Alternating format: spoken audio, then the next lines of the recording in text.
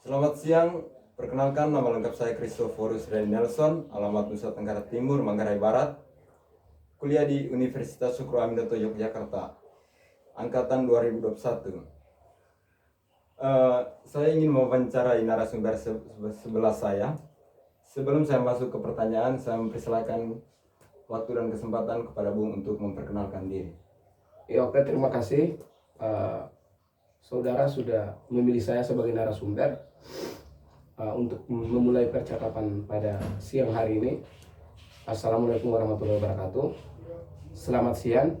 Perkenalkan, nama saya Ali Mansur Monesa, asal daerah Maluku Kota Ambon, Universitas PGRI Yogyakarta, jurusan Pendidikan Bahasa dan Sastra Indonesia.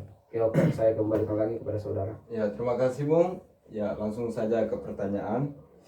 Pertanyaan yang pertama itu, jelaskan Pancasila secara bahasa.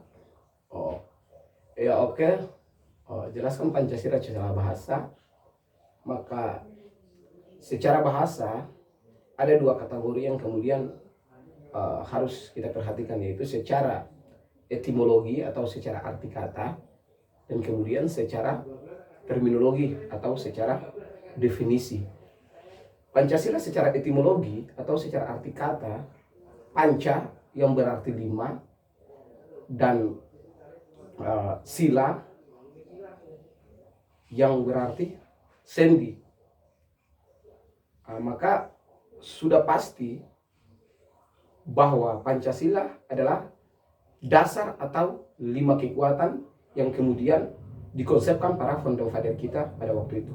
Pancasila secara bahasa atau secara definisi bahwasannya Pancasila adalah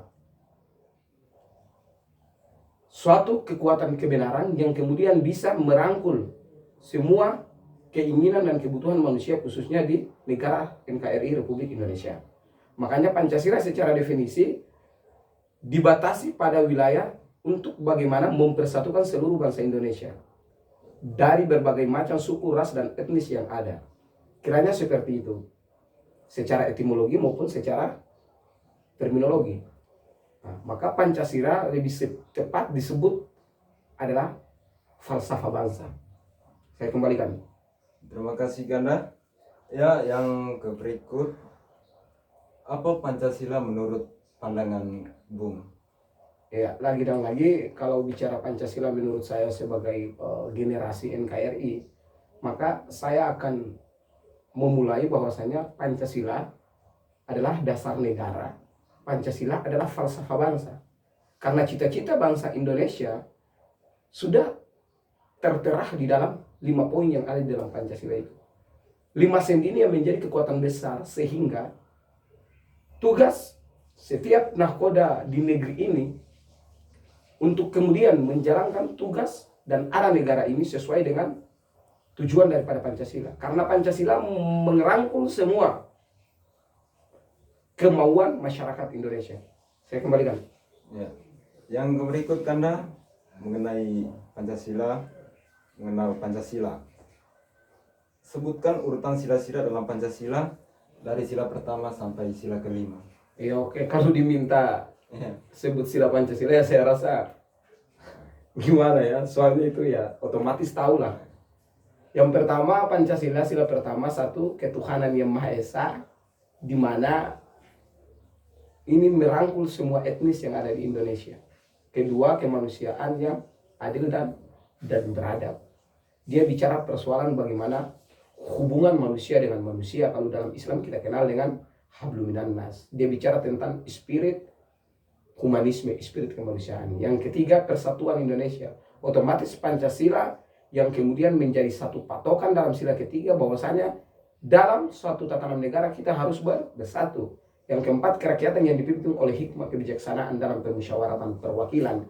Artinya kerakyatan yang dipimpin, seorang pimpinan adalah utusan daripada rakyat, dan seorang pimpinan dia harus memimpin apa yang kemudian akan dia jalankan adalah persoalan permintaan rakyat. Itu. Yang kelima, hal yang paling fundamental daripada kebutuhan manusia, yaitu keadilan sosial bagi seluruh rakyat Indonesia. Tentu manusia hidup membutuhkan keadilan. Oh, terima kasih Kanda. Ya, yang berikut Kanda sebutkan sila keempat. Sila keempat, kerakyatan yang dipimpin oleh hikmah, kebijaksanaan dalam permusyawaratan perwakilan. Ya saya kira kedua pertanyaan ketiga dan keempat ini ya mirip ya. Cuma saya coba lebih tajam menjelaskan terkait dengan sila keempat bahwasanya kerakyatan yang dipimpin, artinya kemauan rakyat dipimpin oleh satu pemimpin, yaitu kalau di Indonesia kita taruhlah presiden. Dan kemudian di dalam struktur kenegaraan ada presiden, ada dewan perwakilan rakyat, ada dewan perwakilan daerah, bahkan berbagai trias politika atau pembagian kekuasaan di atas. Nah, mereka-mereka ini yang kemudian siap untuk kemudian menjalankan kemauan rakyat. Maka seorang pemimpin dia harus bijaksana dalam hal menjalankan tugas-tugas kenegaraan sesuai dengan falsafah bangsa atau dasar daripada Pancasila itu sendiri. Oke, saya kembalikan. Terima kasih. Ya, yang berikut Pancasila adalah dasar negara. Apakah Anda sepakat dasar negara kita adalah Pancasila?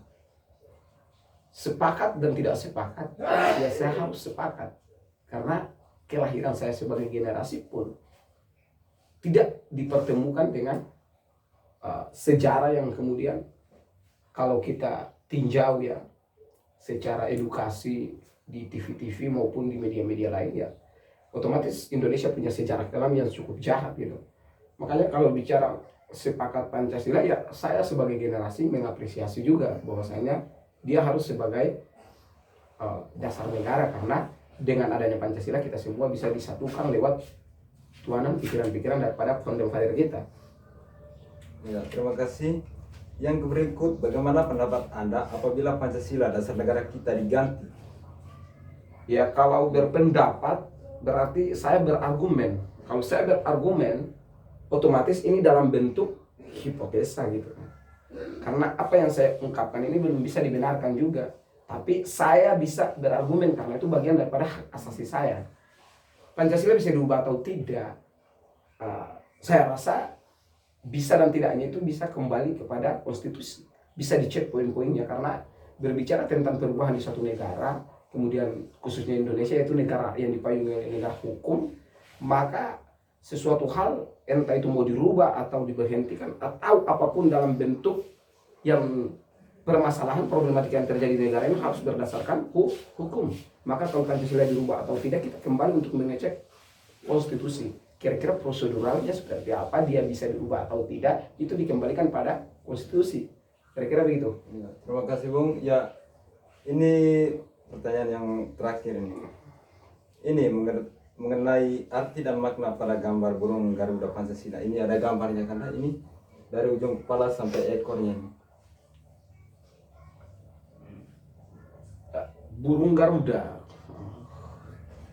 Burung Garuda kalau arti dan makna ya kita bisa tahu secara edukasi yang pernah kita dapat atau sepanjang perjalanan kita pelajari, karena kita ini kan generasi yang kemudian lahir sudah di beberapa fase setelah orang-orang terdahulu. Artinya kita bisa mengetahui itu dan kemudian kita kaji kembali, tapi lewat apa yang kemudian sudah diterapkan oleh para founding father kita, bahkan para tokoh-tokoh bangsa kita. Bahwasanya burung Garuda ini salah satu burung yang begitu besar ya.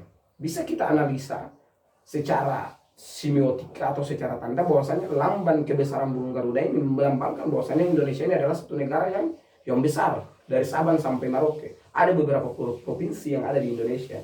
Jadi lambang burung Garuda ini kalau dari saya bahwasanya ini dia melambangkan suatu kebesaran daripada negara Kesatuan Republik Indonesia. Kemudian apa namanya?